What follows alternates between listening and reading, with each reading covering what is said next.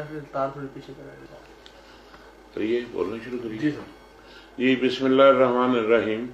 میں ہوں جی منصف علی ڈوگر سابق کا میں نے پاک پتن سے. میں نے نون لیگ سے میں 2 دفعہ میں رہا ہوں. آج میں نے یہ میڈیا والوں کو تکلیف دی ہے اپنے جذبات کا اظہار کرنے کے لیے. مجھے برداشت نہیں ہو رہا تھا. 2-3 دن قبل وہ جو ہمارے سابق اسپیکر قومی اسمبلی ایاز صادق صاحب تھے ان کی میں نے اسٹیٹمنٹ سنی ٹی وی پہ بھی اور واٹس ایپ پہ بھی غور سے ان کے لفظوں پر احاطہ کیا. تو یہ اس سے میں حیران ہو گیا کہ انسان ایسا بھی ہو سکتا ہے جو اپنی ملک کی سالمیت کے خلاف ایسی باتیں کرے اور اس کو جس بات کا کوئی بنتا ہی نہیں ہے.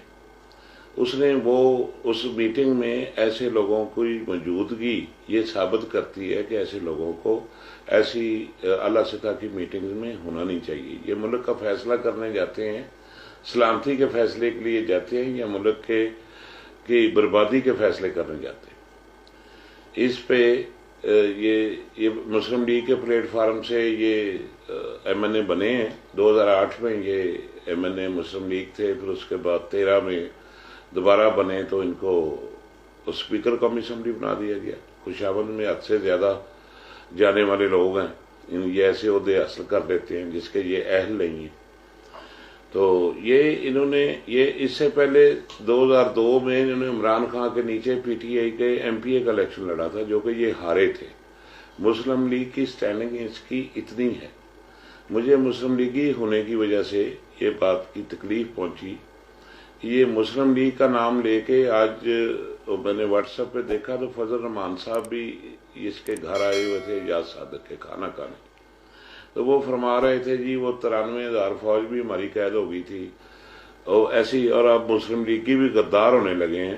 مجھے ان باتوں سے مجھے پسینہ آ گیا کہ یہ لوگ کیسی باتیں کر رہے ہیں اور یہ کس بات پہ فخر محسوس کر رہے ہیں کہ ہم ایسی باتیں کر کے کون سا ایجنڈا ہے جو یہ حاصل کرنا چاہتے ہیں. ایک تو اپنی مخالفت یا اپنا حسد گوئی سے یہ لوگ آگے جانا چاہتے ہیں اور اپنے قومی اداروں کو کمزور کرنا چاہتے ہیں.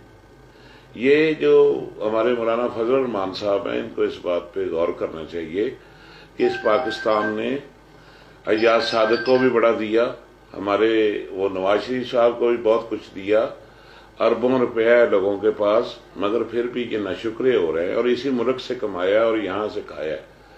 تو افسوسناک باتیں ہیں. اللہ تعالیٰ ان لوگوں کی حالت پہ رحم کرے اور ہمارے پاکستان کو ان لوگوں کے شر سے محفوظ رکھے. میں تو یہی کہہ سکتا ہوں, اس سے زیادہ ان کی گندگی والی زبان تو میں استعمال نہیں کر سکتا. جو اپنے سپہ سالار کے متعلق یہ کہتے ہیں کہ اس کی ٹانگیں کانپ رہی تھی, ماتھے پہ پسینہ آ رہا تھا, اور دیکھو ایاز صادق جب وہ ہمارے 2 جہازوں نے اپنے میزائلوں سے ان کو نشانہ بنایا تو اس وقت تم کدھر تھے؟ یہ باعث شرم نہیں ہے تمہارے لیے یہ باتیں؟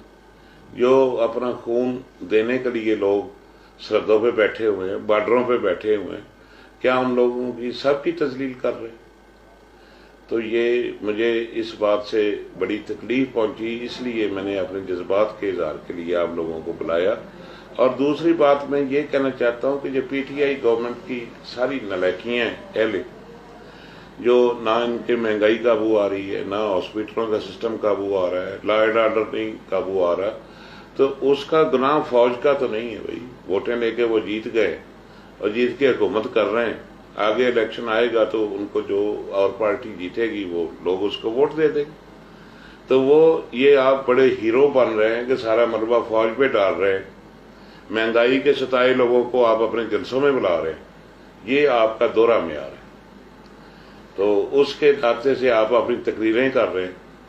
تو خدا کے لیے آپ اپنے آپ پہ بھی رحم کریں, اور اس سے زیادہ آپ اور کیا بول لیں گے جو آپ نے بول لیا. تو نہ ان جلسوں سے کچھ ملے گا, نہ کسی ایسی باتوں سے کچھ ملے گا. آخر پاکستان زندہ باد ہی رہنا ہے اور اس پاکستان میں سلامت رہنا ہے.